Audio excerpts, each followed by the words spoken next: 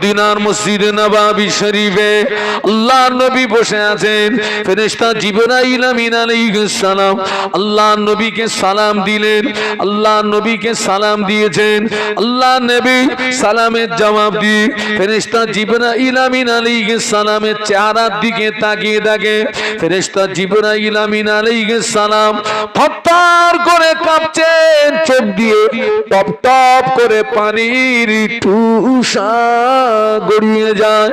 আল্লাহ নবী বললেন, ইয়া আখি জিবরাইল, ও জিবরাইল সালাম, তুমি প্রতিদিন আল্লাহ পাকের পক্ষ থেকে আমার কাছে কত সুখবর নিয়ে আসো। তোমার কত নূরানি চেহারা দেখি, হাসিন চেহারা দেখি। আজকের তোমার চেহারার পরিবর্তন ঘটার কারণ কি বলো?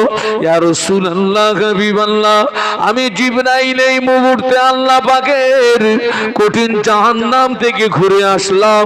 আল্লাহর জাহান্নাম এত শক্ত জায়গা, আল্লাহর জাহান্নাম এত কঠিন জায়গা। ওই জাহান্নামকে পরিদর্শন করার সঙ্গে সঙ্গে আমার চেহারাটা পরিবর্তন হয়ে গিয়ে চোখের পানি গড়িয়ে যায়। আল্লাহ নবী বললেন, ও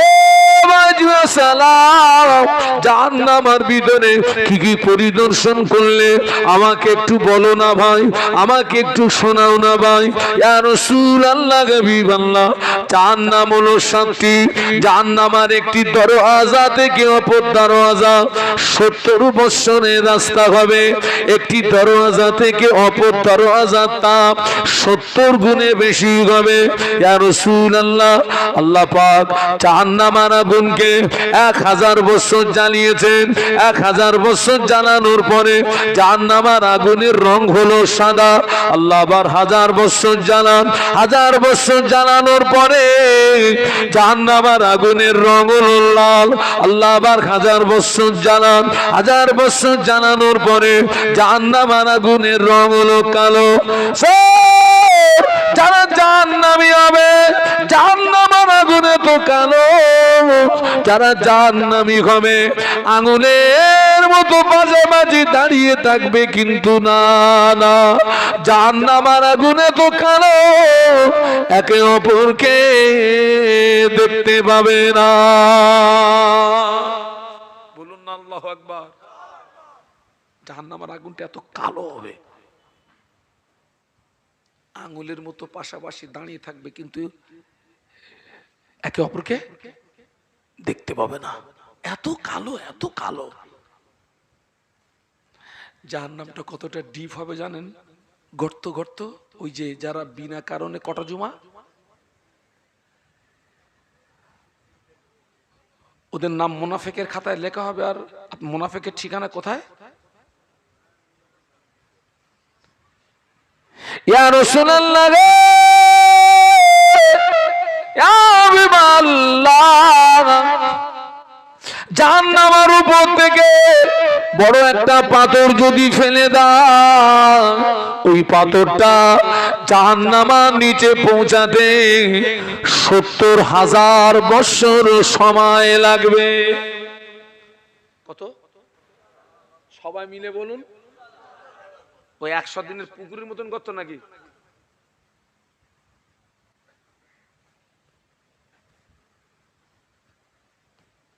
আজকের আমাদের সমাজের ছেলেগুলো ওই যে এখন একটা বেশ কয়েক বছর ধরে এরা একটা কাজে যা সময় দিচ্ছে, ফ্রি ফায়ার আছে না, ফ্রি ফায়ার, এরকম করতেছে, এরকম করতে, মার বুকে লাথি মারো, শয়তান কোথাকার। ফ্রি ফায়ার পাশ দিয়ে গাড়ি যাচ্ছে, হরেন বাজাচ্ছি, মাল ওঠে না। সময় সময় মনে হয় ওইভাবে সালা যাক, 2-1টা পড়ে যাক।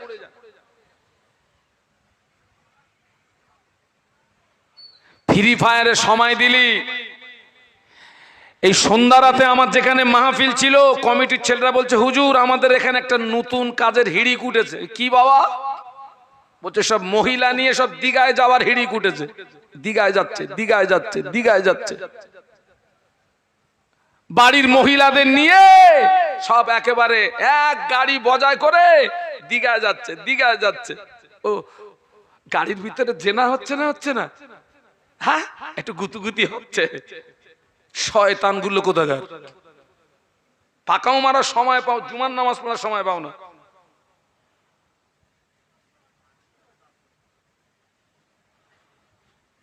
দিঘায় যাচ্ছে।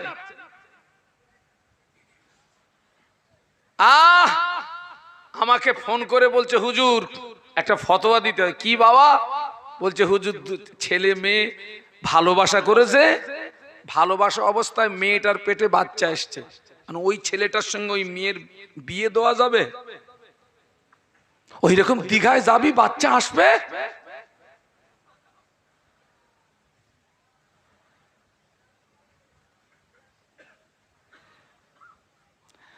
আল্লাহ জমিন ভ্রমণের কথা বলেছেন, কুল সিরু ফিল আরদ,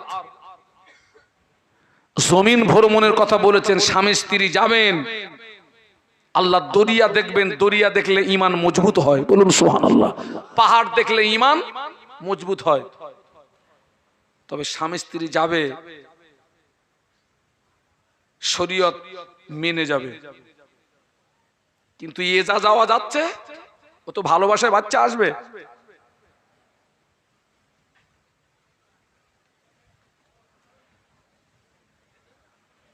সমাজে অনেক ছেলে আছে, মুসলমান আছে, দাঁড়িয়ে দাঁড়িয়ে পেশাব করে পানি নেয় না। অনেক মহিলারা আছে, পেশাব করে পানি নেয় না। ওরা যদি বিনা তওবায় যদি মারা যায়, কিয়ামত পর্যন্ত তোর কবরের আগুন বন্ধ হবে না। দাঁড়িয়ে দাঁড়িয়ে পেশাব করলে কিছু পেশাব লাগে পায়, কিছু পেশাব লাগে গায়, কিছু পেশাব লাগে হাতে। অনেক সময় দেখা যায় জন্তু নিজের পেশাব নিজে খায়, তার মানে ওই হাত অজান্তেই গালে চলে যায়। মুসলমানের ছেলে এখনো দাঁড়িয়ে পেশাব করা বন্ধ করতে পারে, তোর চেয়ে কুত্তা ভালো। রাগ হচ্ছে নাকি? কথা কেটে দেন, নেমে বাড়ি যাব, সোজা বাড়ি। আমার রস কিন্তু সকলে সহ্য করতে পারে না। আমি মলম লাগানো আজ একটু কম করি, একেবারে করিনি বলবো না, করি যখন গভীর রাতে উঠি, ওই 3টে থেকে 5টা, 2টো থেকে 4টে, তখন একটু মলম লাগানো আওয়াজ না করলে শ্রোতাকে ধরে রাখা যাবে না। মলম লাগিয়ে তারপরে আবার কাটো, অসুবিধা নেই।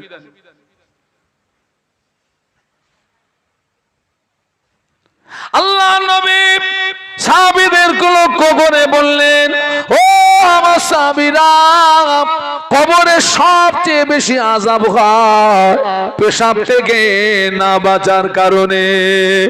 আল্লাহ নবী সাহাবীরা এই কথাটা শোনার পরে, মক্কা মদিনা হলো পাথর এলাকা, সমতল জায়গায় পেশাব করলে ওই পেশাব উইডোর হয়ে গায়ে লাগার ভয় থাকে। যেখানে জমিন খোঁড়া থাকে ওখানে পেশাব করলে পেশাবের ছিটে গায়ে লাগার ভয় থাকে না।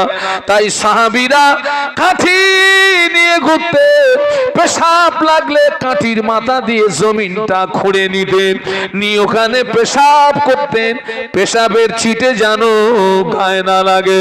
আবার অনেক সাহাবী বোতল নিয়ে ঘুরতেন, পেশাব লাগলে বোতলের ভিতরে পেশাব করতেন, যাতে পেশাবের ছিটে গায়ে না লাগে। খবরদার ছেলেরা, দাঁড়িয়ে দাঁড়িয়ে পেশাব করবি না, ইস্তেঞ্জা করবি, পানি নিবি। আর পানি যদি না পাস, অন্তত মাটি দিয়ে কুলুপ করবি। আল্লাহ তো আমাদের জন্য পানির অবর্তমানে আল্লাহ আমাদের জন্য তো সুযোগ করে দিয়েছেন। একটু সুবহানাল্লাহ বলবেন না? মহব্বতে বলুন। পানি নেই, তায়াম্মুম করো, পানি নেই, কুলুপ করো। তাই বলে যেন আবার হিমসাগর আম দিয়ে কুলুপ করো না।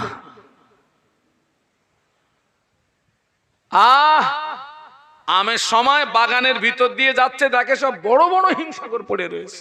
ও চিন্তা করতেছে চারিদিকে তো লোক, এখন সব আম বাগানে সব পাহারা থাকে না, ও দেখতেছে মাল নেবো কি করে। যেরকম মানুষ পেশাব করতে বসে ওই রকম বসে গেছে, তারপরে যেরকম কুলুপ নিয়ে ওঠে ওই রকম উঠে গেছে। খানিক দূরে যাওয়ার পর ভাই কি ব্যাপার, তুই বসলি আর উঠলি? বলে না রে, ইস্তেঞ্জা করলাম, পানি নেই তা কি করবো, কুলুপ নিলাম। তা বললো ভাই তাহলে কুলুপ আমেও চলে? এখন কুলুপ তাহলে আমেও চলে? জুমার নামাজ পড়ে না। আর একদল মুসলমান আছে জুমার নামাজ পড়ে, তবে ওদের ভিতরে আবার দুটো দল। একদল আছে জুমার নামাজ পড়ে, জুমার নামাজ হলো টোটালে 22 রাকাত। 2 রাকাত নামাজ তাহিয়াতুল উযুর নামাজ, 2 রাকাত নামাজ তাহিয়াতুল মসজিদের নামাজ, 4 রাকাত নামাজ ক্বাবলাল জুমার নামাজ, 2 রাকাত নামাজ ফরজ নামাজ, 4 রাকাত নামাজ বাদাল জুমার নামাজ, 4 রাকাত নামাজ আখিরুজ জোহরের নামাজ, 2 রাকাত নামাজ সুন্নাতুল ওয়াক্তের নামাজ, 2 রাকাত নামাজ নফল নামাজ। কিন্তু এখন অধিকাংশ মসজিদে দেখছি যারা জুমার নামাজে যায় ওদের ভিতরে আবার দুটো দল। এক দল আছে 2 রাকাত ফরজের পরে আর নামাজ পড়ে না, অমনি দ্রুত বাড়িতে চলে যায়। খড়গাছি আছে?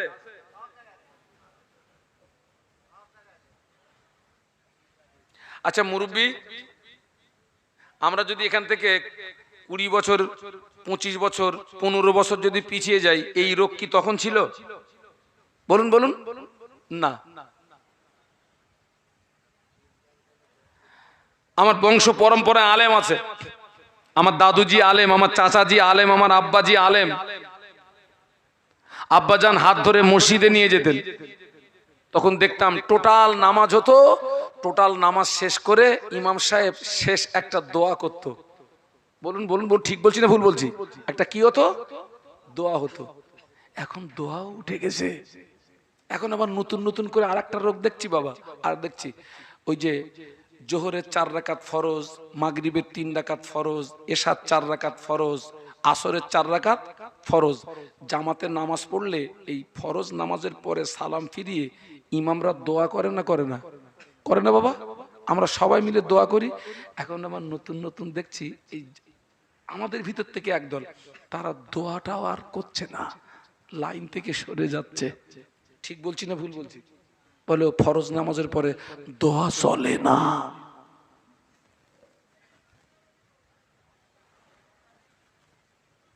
মানে ধর্মটাকে কত ছোট করা যায়।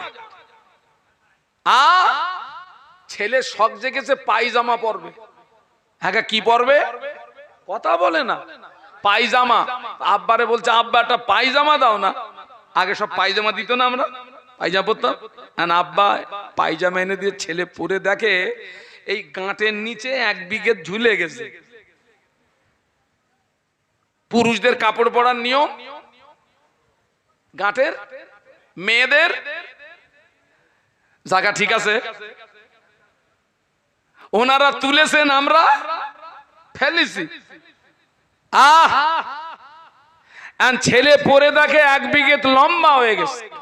ওই যে আমার ফুরফুরা শরীফের মুজাদ্দিদে জামান দাদা হুজুর পীর কেবলা রহমাতুল্লাহ আলাইহির আওলাদ, তিনি বলছিলেন না দোয়াখানি করা যাবে না, এ করা যাবে না, বলছিলেন না? হচ্ছে না? তো ছেলে পরে দেখছে 1 বিঘে লম্বা হয়ে গেছে।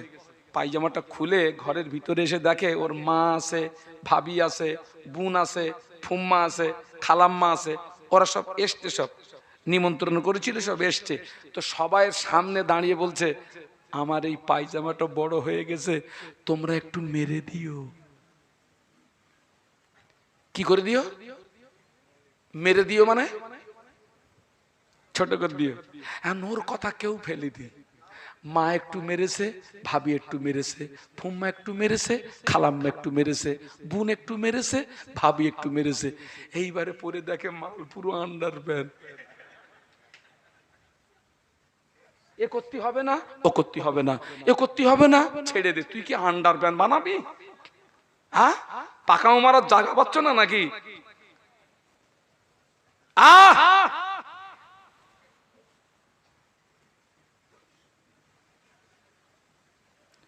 জুমার দিনে সর্বপ্রথম যে নামাজ পড়ি 2 রাকাত তাহিয়াতুল উযুর নামাজ। আপনাদের কষ্ট হচ্ছে না তো? এই নামাজটার গুরুত্ব দেখুন। আল্লাহ নবী মেরাজে গিয়েছিলেন, মেরাজের রাতে আল্লাহ নবী জান্নাত পরিদর্শন করেছিলেন। আল্লাহ নবী জান্নাত পরিদর্শন করছেন, আল্লাহ নবীর সঙ্গে ফেরেশতা জিবরাইল আমিন আলাইহিস সালাম আছেন।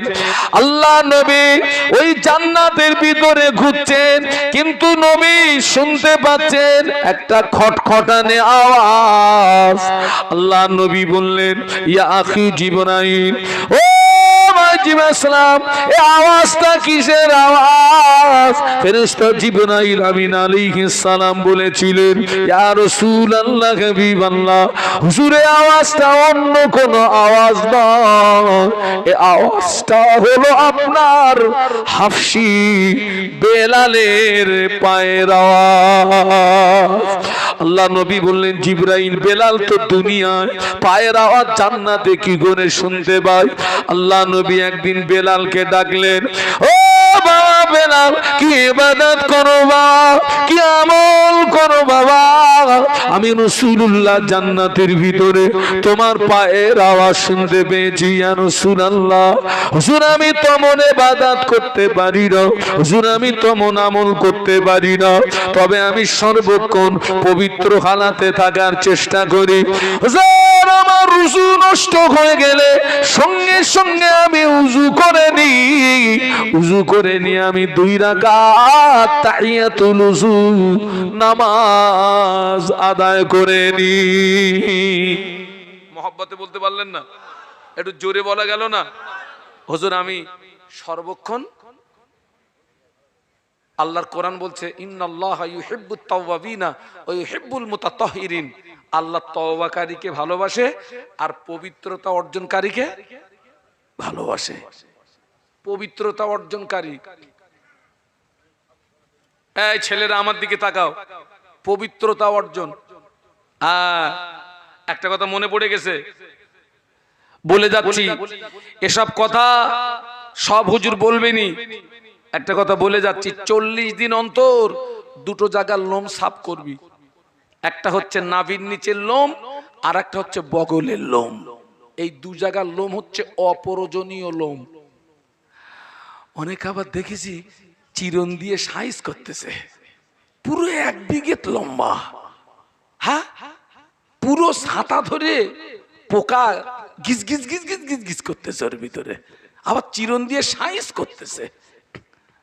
সুন্দরবনের রয়্যাল বেঙ্গল টাইগারকে যদি ধরে ওর বগলের পাশে ধরা হয় আর ওরে যদি বলা হয় কোন দিকে যাবি, বাঘের যদি জবান খুলে যাও তো বলেই ফেলবে, হুজুর ও পুরাতন জায়গায় যাব না, একটু নতুন জায়গায় যাব। 40 দিন অন্তর 2টো জায়গার লোম সাফ করবি। একটা হলো বগলের লোম, দ্বিতীয়টি হলো নাভির নিচের লোম। এই 2টো জায়গার লোম যদি সাফ না করিস তো নামাজ, তোর দোয়া, তোর ইবাদত আল্লাহ পাকের দরবারে কবুল হবে না।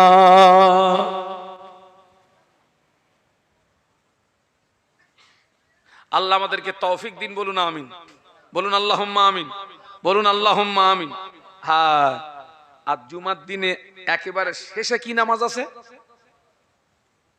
নফল নামাজ, করাকাত। খবরদার যেন নফলটা ছেড়ে দেবেন না। নফলের বাংলা মানে হচ্ছে অতিরিক্ত। নফলের বাংলা মানে কি বলেছি?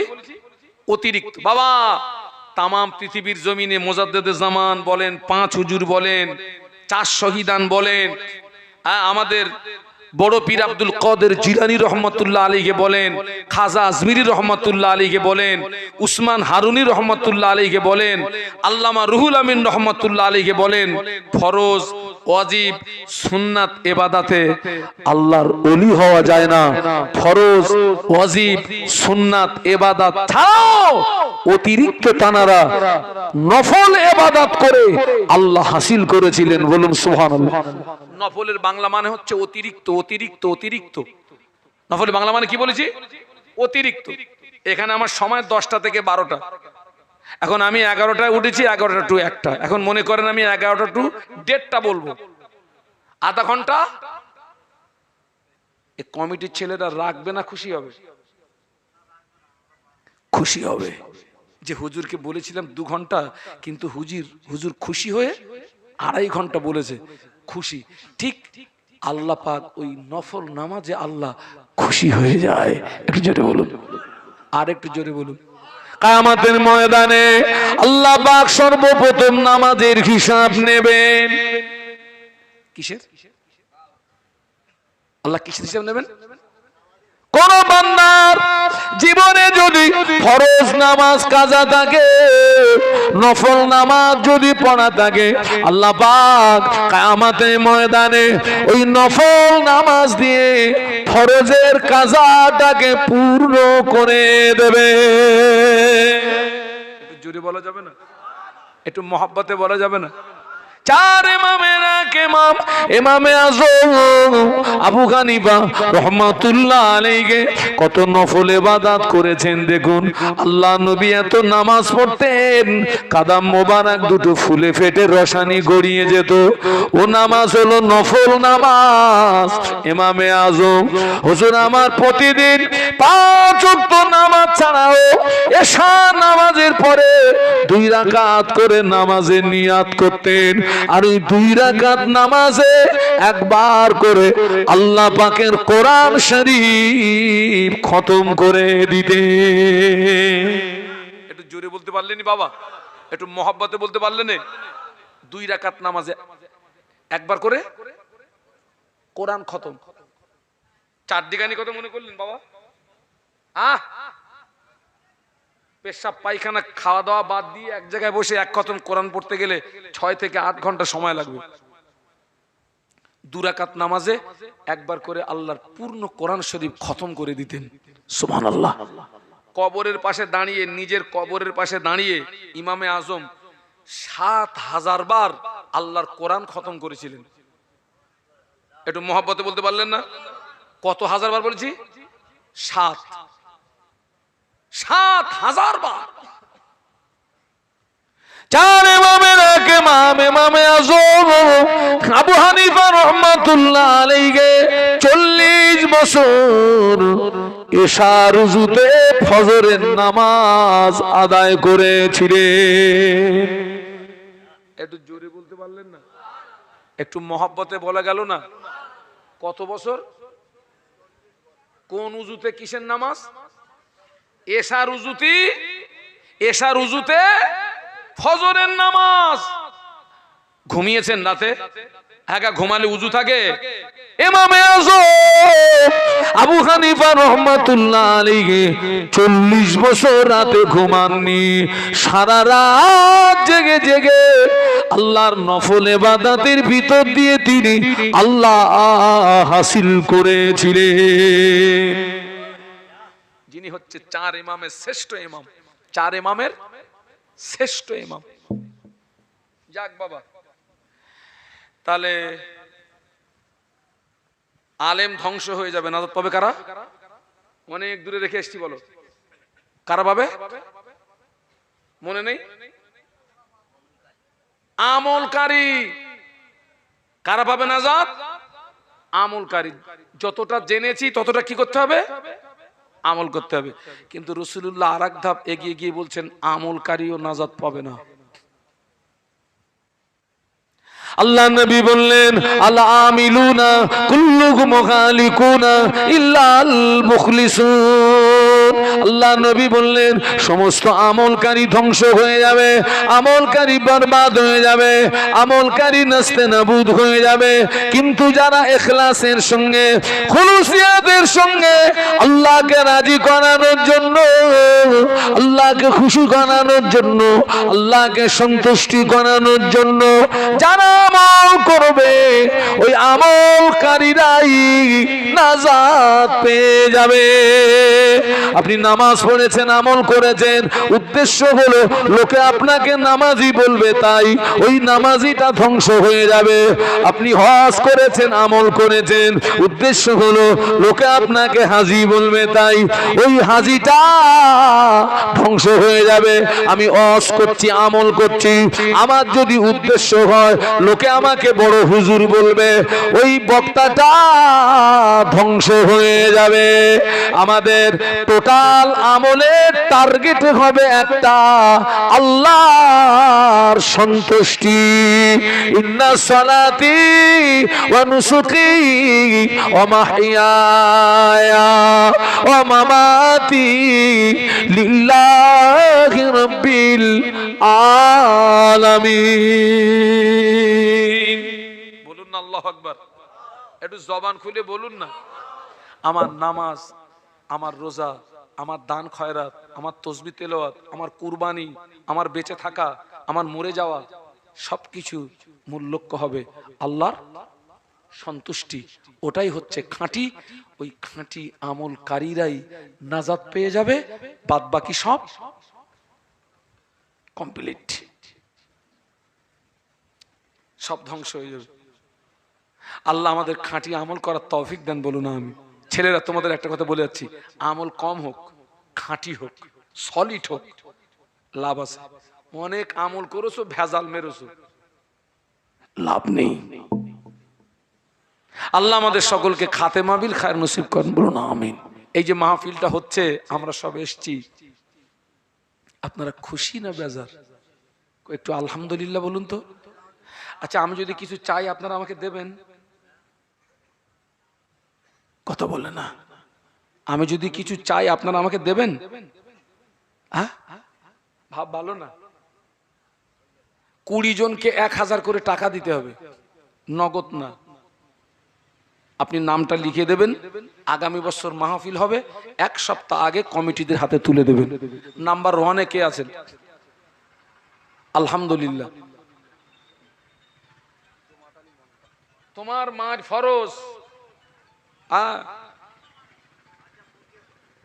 আল্লাহ। ওরে যে মারবো তো কোন জায়গায় মারবো? আমিও তো দুর্বল আর ও তো দুর্বল। মারুফ ভাই, আল্লাহু আকবার। জমাত আলী মোল্লা 1 নাম্বার, আলহামদুলিল্লাহ। 2 নাম্বার কে আছেন? 1000 টাকা, 1000। একটু হাত তুলে দেন, 1 বছর পরে দেবেন। একটু হাত তোলেন যে হুজুর আমি দেবো 1000 টাকা। আব্বা কবরে চলে গিয়েছে, মা কবরে চলে গিয়েছে, দাদু দাদি কবরে চলে গিয়েছে, নানু নানি কবরে চলে গিয়েছে। আব্বার কথা ভুলে যেও না, মায়ের কথা ভুলে যেও না, দাদু দাদির কথা ভুলে যেও না। তাদের সবরেশানির জন্য দাও। তোমার বাপ মা, তোমার দাদু দাদি, তোমার নানু নানি কবরের ভিতরে শুয়ে শুয়ে রুহানি দোয়া করতে থাকে। মৃত্যু ব্যক্তিদের রুহানি দোয়াটা জীবিত মানুষদের নসিবে কবুল হয়ে যায়। তাকবীর দেন, নারে তাকবীর। কই 2 নাম্বার কই? 1000 টাকা আমার এই মুরব্বি দেবে। এই যে মুরব্বি খলিল মোল্লা, রেজাউল ভাই কই? আমি একটু দেখি চেহারা। আলহামদুলিল্লাহ। তাকবীর দেন, নারে তাকবীর। জোরে বলুন নারে তাকবীর। আল্লাহ জানারা 1000 করে ওয়াদা করছেন, এনাদের ওয়াদা কবুল করুন, এনাদের মনে আশা পুরা করুন, এনাদের আয় রুজিতে বরকত দিন, এনাদের কামাইতে বরকত দিন, এনাদের সংসারে উন্নতি দিন, এনাদের বাপ মা, এনাদের দাদু দাদি, এনাদের নানু নানি, যারা জন্মের মতো বিদায় নিয়ে কবরে, মোনাদের কবরগুলো জান্নাতের নূর দিয়ে গুলজার করে দিন বলুন আমি। এটা তাকবীর দেন না, নারায়ে তাকবীর, জোরে বলুন নারায়ে তাকবীর। নেক্সট কে আছেন? 1000 কই? আমার রফিক ভাই, আলহামদুলিল্লাহ। আমার ছোট ভাই, আমার রফিক ভাই, রফিক, আলহামদুলিল্লাহ। নেক্সট কে আছেন? একটু হাত তুলে দেন। আমি তো বেশি চাইনি, 1000 চাইছি। একটু হাত তোলেন যে আমি দেবো 1000 টাকা। আল্লাহ আপনার দানায় দানায় বরকত দেবে।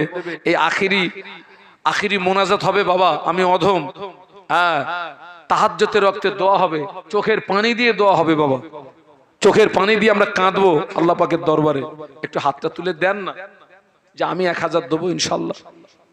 একটু আল্লাহর রাস্তে বলেন। আমার এতগুলো ভাই এখানে আছেন, আজকের এখানকার জলসা কমিটি যারা আলহামদুলিল্লাহ, তারা তো শরীয়ত বিরোধী কোনো কাজ করছে না। কমিটি ভাইদের জন্য আমার অন্তর থেকে দোয়া। আজকের এরা যদি এই পরিবেশটা তৈরি না করতো, ফুরফুরা শরীফ থেকে হুজুর এখানে আসতেন না, আমিও আসতাম না, দিন ও শরীয়তের দুটো কথা বলার জায়গা পেতাম না। এদের জন্য দোয়া করবেন। আলাউদ্দিন মোল্লা 1000 টাকা। আল্লাহ কবুল করুন, কবুল করুন দানীদের মনের কামনা। খানায় কাবা দেখি আল্লাহ পাক দানীদের জানো দিও না, বলো আমি। আর একটু মহব্বতে বলো আমি। আর কে আছেন? একটু হাত তুলে দেন, আল্লাহর রাস্তায় একটু বলেন। 1000 টাকা, 1 বছর সময়।